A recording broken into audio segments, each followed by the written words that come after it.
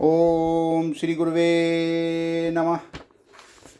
ओम शांति ही शांति ही शांति ही। प्रणाम भगवान। भगवान अभी एक सत्संग मुंडक उपनिषद प्रवचन श्री स्वामी अखंड आनंद सरस्वती जी महाराज द्वारा विरचित मुंडक सुधा से, और प्रवचन नंबर 30 मंत्र नंबर 7 से 9 तक ब्रह्म ज्ञानी की महिमा पार्ट नंबर 5 और एपिसोड नंबर 4 लेते हैं भगवान। कल प्रसंग चल रहा था कि गंगा जी से मिलने यमुना जी ने पुकारा गंगा जी को कि गंगा बहन तू मेरे से छोटी है, मैं तेरे से मिलना चाहती हूँ। और प्रयागराज में वे एक तरह से दोनों मिलने वाली थी, तभी गंगा जी ने अपना बहाव मोड़ दिया उस तरफ से। और गंगा जी बोली कि बहन तू तो बड़ी है, धारा भी तेरी बड़ी है, गहराई भी तेरी बड़ी है, और तू पहले से बह रही है, तो इसलिए मैं आकर तुझसे मिलूँगी तो मेरा भी नाम नहीं रहेगा। और मेरा तो रूप अब तक मैं गंगा बहकर बन कर आई हूँ, जब तेरे अंदर मिल जाऊँगी तो लोग सब यमुना बोलेंगे, तो गंगा जी कोई बोलेगा ही नहीं। तो कल ये प्रसंग चल रहा था भगवान। आगे स्वामी जी बताते हैं कि तो यमुना बोली बस इतनी बात है तो ले, तू मेरी छोटी बहन है, मैं आज मिलने की खुशी में अपना नाम और रूप दोनों तुमको दे देती हूँ। वाह भगवान वाह। हमारे तो कृष्ण रह गए ब्रज में, तो अब हमारा नाम रूप बहकर समुद्र में जाए। अब मैं कृष्ण की पत्नी की जगह समुद्र पत्नी कहलाऊँ, यह मुझे पसंद नहीं है।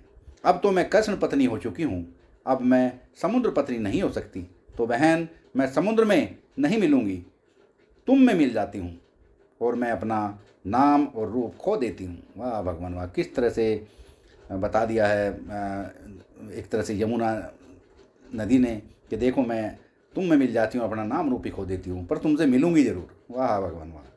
तो नाम रूप तो खोना था गंगा का, क्योंकि गंगा वहाँ पतली धारा है, हल्की है, छिछली है, दौड़ती हुई है, और यमुना जी बड़ी गंभीर हैं, स्थिर हैं, धीर हैं, और वे पहले से बहती हैं। लेकिन यमुना ने अपना नाम रूप गंगा जी में ही खो दिया। तो बाबा जब मिलना होता है तब अपना नाम रूप रख कर मिलना नहीं होता। वाह भगवान वाह, वाह भगवान वाह, वाह भगवान वाह। जब अपने स्वरूप से मिलोगे तो नाम रूप कहाँ रह जाएगा, सब खत्म। मिलोगे क्या, मिले हुए हो, पहचानोगे तो। वाह भगवान। लेकिन यमुना ने अपना रूप नाम रूप गंगा जी में खो दिया, तो बाबा जी जब मिलना होता है तब अपना नाम रूप रख कर मिलना ही नहीं होता। देखो एक वैज्ञानिक अणु जानते हैं, देखो एक वैज्ञानिक अणु जानते हैं, अणु के ज्ञानी हैं, और एक प्रकृति के ज्ञानी हैं, जीव के ज्ञानी हैं, एक ईश्वर के ज्ञानी हैं, एक कपड़े के ज्ञानी हैं, एक रोटी के ज्ञानी हैं, और मैं ब्रह्म का ज्ञानी हूँ। तो ब्रह्म इस तरह से आभूषण बन करके कि कोई उसका ज्ञानी होकर बैठे, ब्रह्म नहीं रहता है।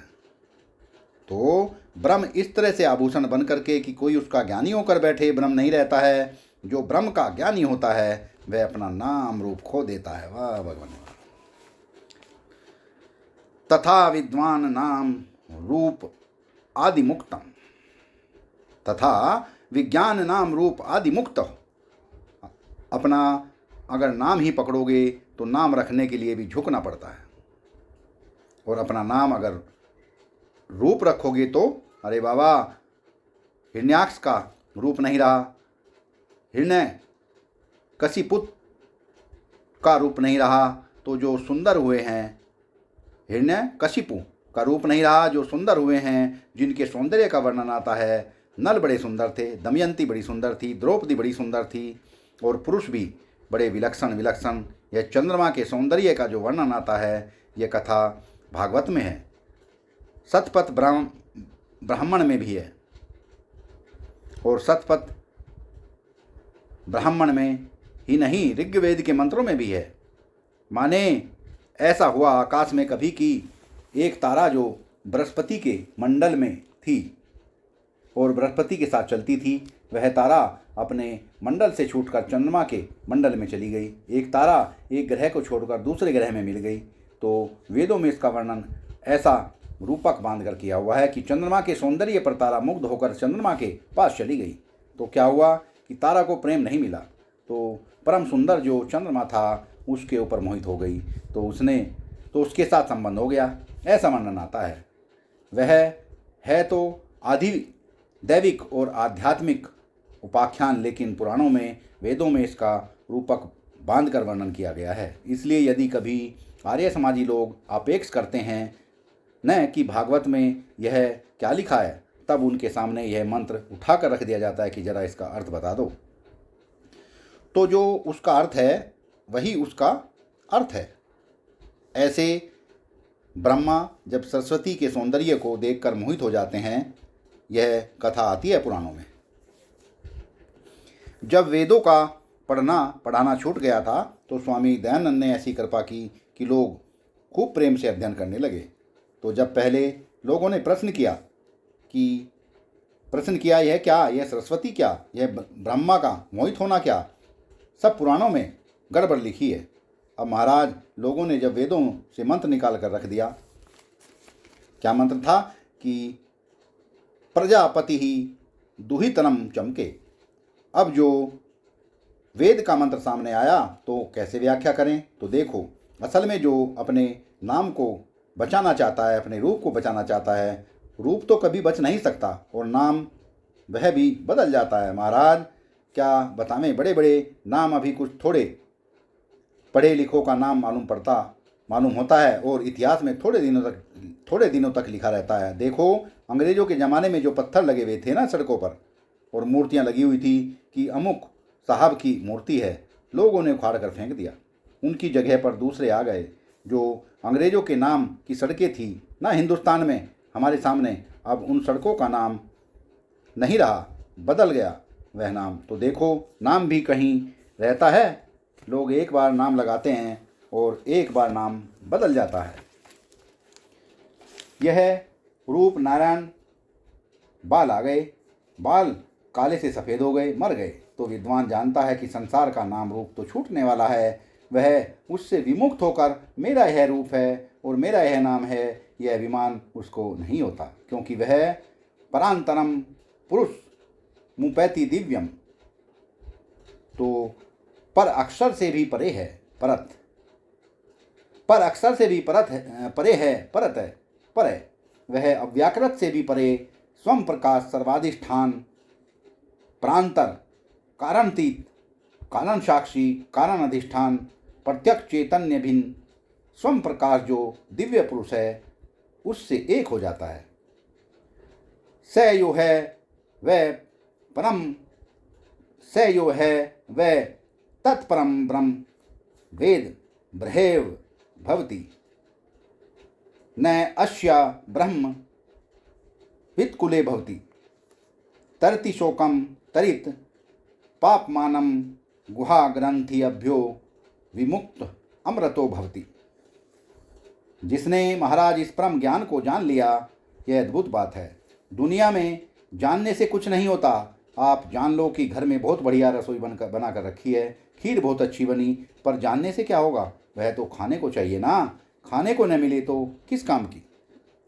एक परिवार है अतरौली में, उसको उसके बाप दादा बता गए थे कि हमारे इस मकान में चहबच्चा गड़ा हुआ है। चहबच्चा माने करोड़ों की संपत्ति, सोना हीरे उसमें गड़ा हुआ है।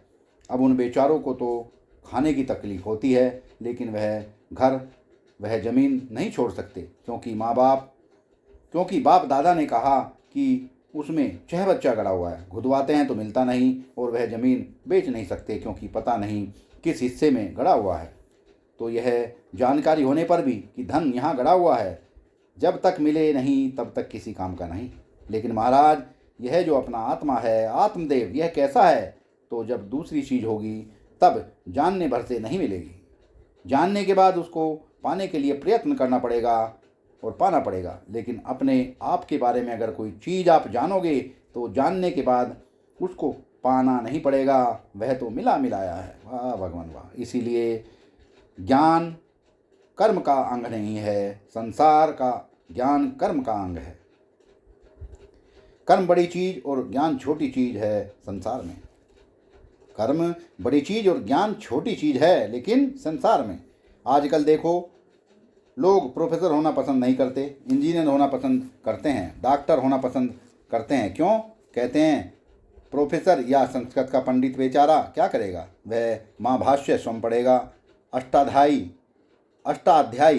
पढ़ेगा और उसका सबसे बड़ा काम होगा कि वह दूसरे विद्यार्थियों को वही महाभाष्य और वही अष्टाध्यायी पढ़ाते मर जाए। लेकिन इंजीनियर जब पढ़ेगा तो वह सिर्फ पढ़कर पढ़ावेगा नहीं, मकान बनाकर तैयार कर देगा, मोटर बनाकर तैयार कर देगा, दवा बनाकर तैयार कर देगा। वह काम करेगा तो संसार में जो ज्ञान होता है वह काम करने के लिए होता है। सिर्फ जानकारी प्राप्त कर अपने दिल में रख लिया, वह ज्ञान संसार के काम का नहीं होता। लेकिन यह तो आत्मज्ञान है। यह इंजीनियर का या डॉक्टर का या खेती का अंग नहीं है। यह तो अपने बारे में ऐसी जानकारी है कि यदि यह प्राप्त हो जाए तो कुछ करना बाकी नहीं रहता है।